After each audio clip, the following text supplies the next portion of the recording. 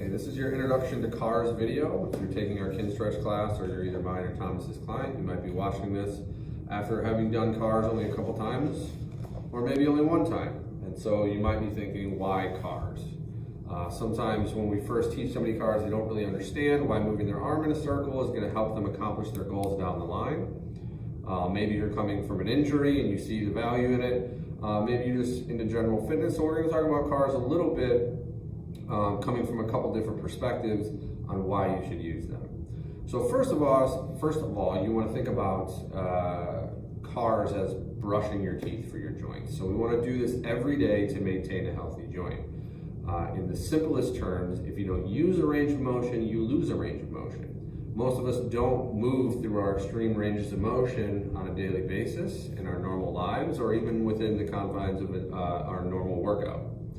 So we want to ensure that we're doing that every day, and the daily morning car routine is a systematic way of ensuring that we move through a full range of motion.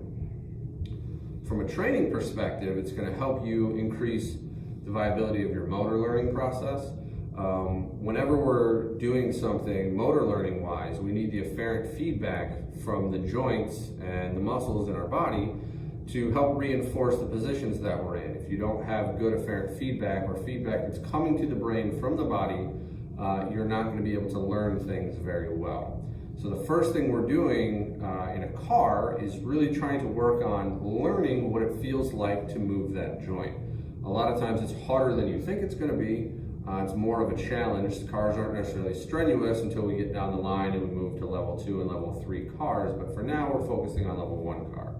So it's not strenuous, but it is difficult to say move your hip and only your hip without getting your back or other joints involved in the motion. If you don't have that skill, what we call joint independence, to be able to only move your hip, when that's the only task required of you, it's going to be much harder to do an exercise involving your hip without compensating.